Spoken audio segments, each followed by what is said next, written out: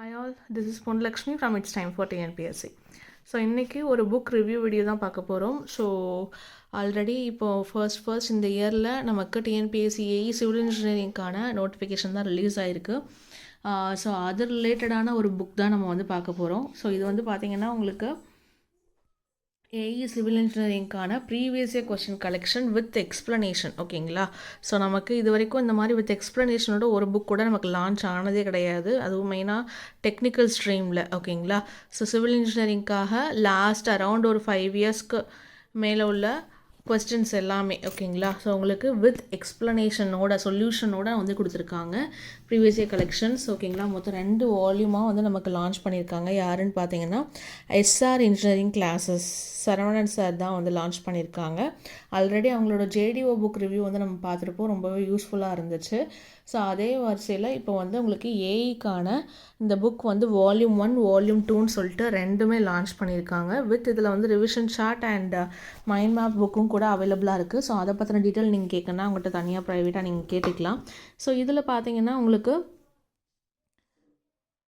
Front பேஜ்லேயே உங்களுக்கு கொடுத்துருக்காங்க எந்தெந்த எக்ஸாம்ஸ்லாம் நமக்கு கவர் ஆகுதுன்ட்டு. பார்த்தீங்கன்னா TNPSC AE, TNPSC JDO, TNMAWS AE, TNMAWS JDO plus TRB. இவ்வளோ கொஸ்டின்ஸ் கலெக்ஷனுமே இதில் வந்து இருக்கும். இந்த இயர் மென்ஷன் பண்ணியிருக்காங்க இல்லையா? ஸோ அதெல்லாம் இருக்கும். ஓவராலாக பார்த்தீங்கன்னா உங்களுக்கு 3000+ கொஸ்டின்ஸ் வந்து இருக்கும். சாப்டர் வைஸ் நமக்கு எக்ஸ்ப்ளனேஷனோடு இருக்கும். ஸோ நம்ம வந்து 1 by 1 வால்யூமாக நம்ம உள்ளே போய் பார்க்கலாம். ஓகேங்களா? ஸோ ஃபர்ஸ்ட்டு வால்யூம் 1 பார்க்கலாம்.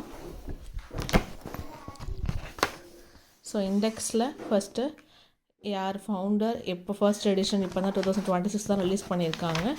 ஓகே. ஸோ இதில் நமக்கு ஓவராலாக பார்த்தீங்கன்னா உங்களுக்கு இண்டெக்ஸ்லேயே கொடுத்துருப்பாங்க என்னென்ன சப்ஜெக்ட்ஸ்லாம் இருக்குது அப்படின்னு சொல்லிட்டு. ஓகேங்களா? ஸோ இதில் பார்த்தீங்கன்னா உங்களுக்கு சிலபஸ் வைஸாக டாபிக் வைஸாக நமக்கு வந்து பிரித்து கொடுத்துருக்காங்க.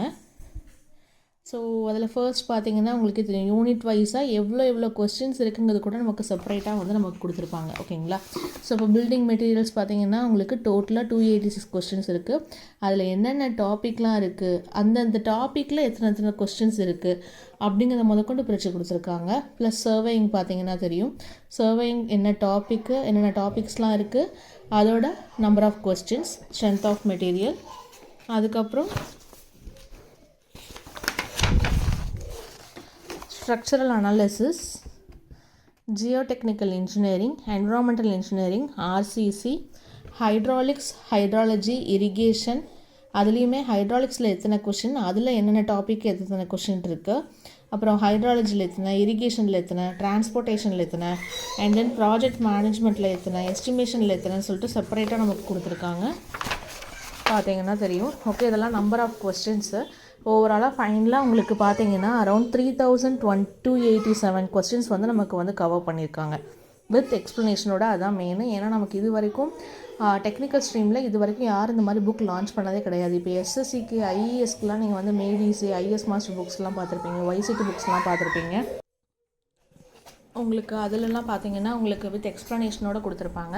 நமக்கு டிஎன்பிஎஸ் ரிலேட்டடாக இது வரைக்கும் யாருமே கொடுத்தது கிடையாது. ஃபர்ஸ்ட் டைம் தான் லான்ச் பண்ணியிருக்காங்க.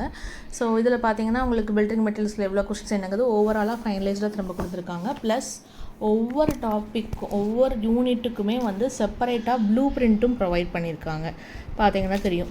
பில்டிங் மெட்டீரியல்ஸ் வந்து நமக்கு டிஎன்பிஎஸ்சி ஏஇயில் எப்போல்லாம் கேட்டாங்க, என்னென்ன டாப்பிக்கில் எவ்வளோ வந்திருக்கு, அண்ட் தென் வந்து டிஎன்பிஎஸ்சி ஜேடிஓ, டிஎன்எம்ஏடபிள்யூஎஸ், டிஆர்பி, இந்த மாதிரி நமக்கு செப்பரேட் ப்ளூ பிரிண்ட்டும் ப்ரொவைட் பண்ணியிருக்காங்க ஃபார் எவ்ரி யூனிட். ஓகேங்களா?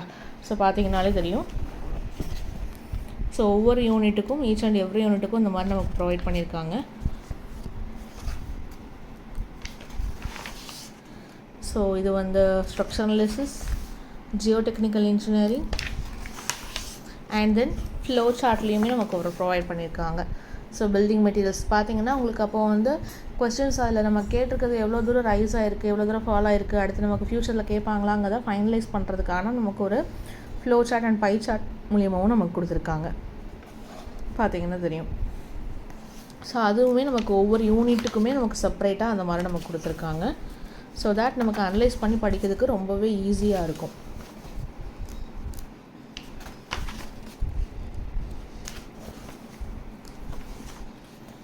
ஓகே, ஸோ அந்த மாதிரி கொடுத்துருக்காங்க. ஸோ இதில் நமக்கு வால்யூம் 1 வால்யூம் 2 ரெண்டனா இருக்குது. ஸோ வால்யூம் 1ல் பார்த்தீங்கன்னா உங்களுக்கு building materials, survey, strength of materials, and then பார்த்தீங்கன்னா அதுவும் எந்தெந்த பேஜ் நம்பரில் இருக்குங்கிறதையும் கொடுத்துருப்பாங்க.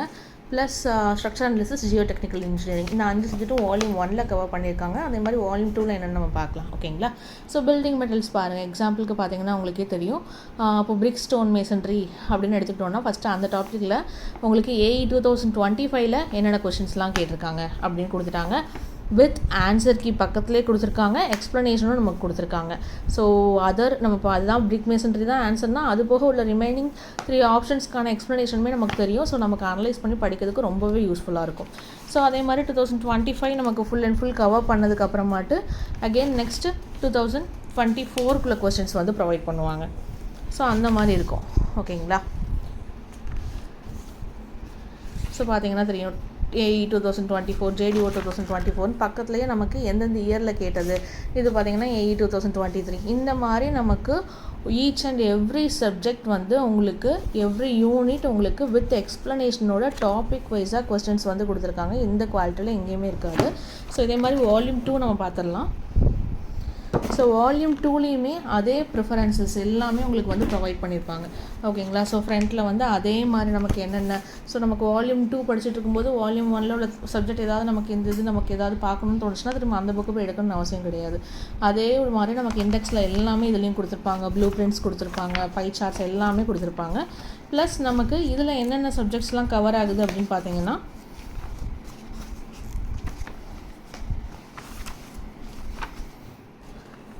இந்த வால்யூமில் environmental engineering, RCC, hydraulics, hydrology and irrigation, and then வந்து டிரான்ஸ்போர்ட்டேஷன், ப்ராஜெக்ட் மேனேஜ்மெண்ட், எஸ்டிமேஷன், இந்த டாபிக்ஸ்லாம் நமக்கு வந்து இதில் கவர் ஆகுது. ஓகேங்களா?